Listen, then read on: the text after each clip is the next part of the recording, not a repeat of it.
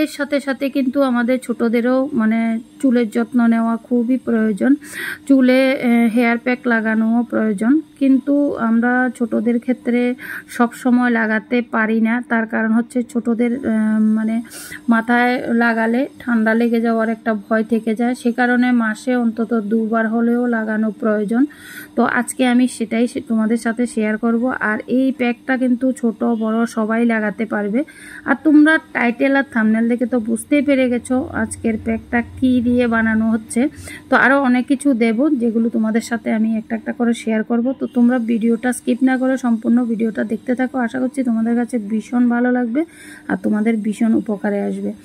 আর যদি মানে তোমরা এই প্যাকটা ব্যবহার করে একবার দেখো, তারপর বুঝতে পারবে রেজাল্টটা জাস্ট কেমন আসে। সত্যি বন্ধুরা, আমাদের বড়দের যেমন চুল ঝরা পড়ার সমস্যা লেগে থাকে, তেমনি কিন্তু ছোটদেরও কিন্তু চুলের নানান রকম সমস্যা দেখা দিয়েছে। আমি আজকে আমার মেয়ের মাথায় এই প্যাকটা লাগাবো, সে কারণে ভাবলাম তোমাদের সাথেও শেয়ার করি। মাসে অন্তত 2 বার বা 1 বার হলেও আমি এই প্যাকটা ব্যবহার করি, মানে সময় বুঝে আর কি। কারণ সব সময় তো আবার সময় হয় না, বা মেয়েরও সময় হয় না, আমারও সময় হয় না, সেটা হচ্ছে ব্যাপার। তো যাই হোক, এখানে নিয়ে নিয়েছি দেখো পেয়ারা পাতা। আর পেয়ারা পাতাগুলোকে আমি ভালো করে ধুয়ে নিয়েছি। আমরা যখনই এই এমন পাতা দিয়ে কোনো একটা মানে ঘরোয়া রেমেডি বানাবো, তখন কিন্তু ভালো করে আগে পাতাগুলোকে ধুয়ে নিতে হবে একটা একটা করে, কারণ পাতাতে অনেক কিছুই থাকে, যার কারণে এগুলো ভালো করে ধুয়ে নিতে হবে। তো দেখো ধুয়ে আমি কেটে নিয়ে নিয়েছি। এখন নিলাম এখানে দেখো জবা পাতা। তো বন্ধুরা, পেয়ারা পাতা যেমন একটা উপকারী, তেমনি কিন্তু জবা পাতাও কিন্তু আমাদের চুলের যত্নে ভীষণ উপকারী। জবা ফুল যেমন আমাদের চুলের যত্নে উপকার করে, তেমনি কিন্তু জবা পাতাও কিন্তু আমাদের চুলের যত্নে ভীষণ একটা মানে উপকার করে।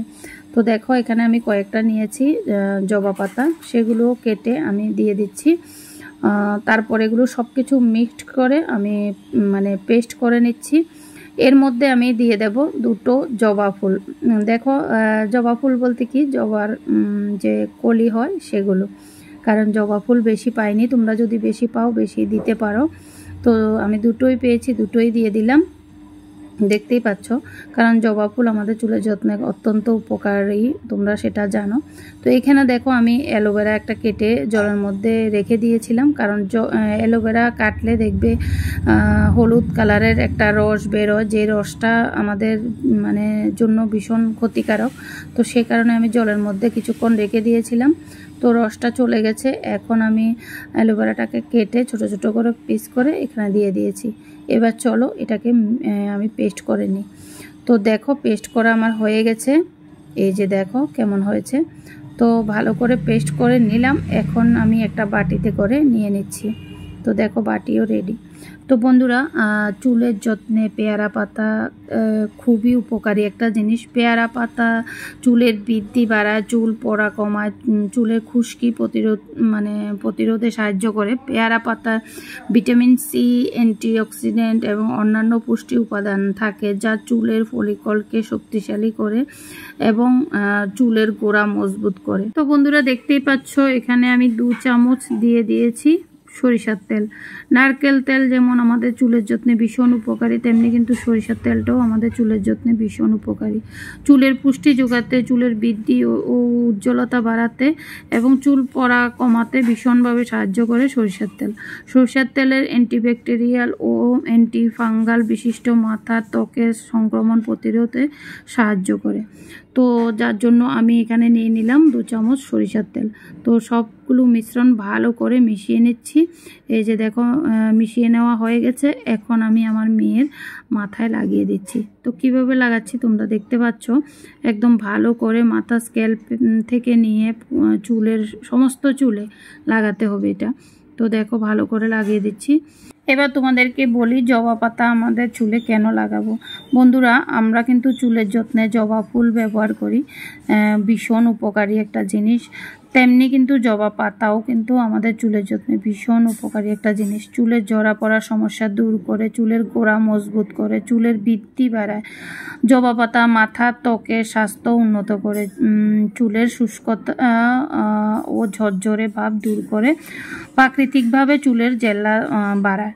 তো যার জন্য আমি এখানে জবা পাতাও নিয়েছি, যেহেতু বাচ্চাদের চুল বুঝতেই পারছো। আর এগুলো বন্ধুরা যেহেতু প্রাকৃতিক উপাদান, তোমরা একদিন ব্যবহার করলে বুঝবে না, সব সময় এগুলো ব্যবহার করতে হবে।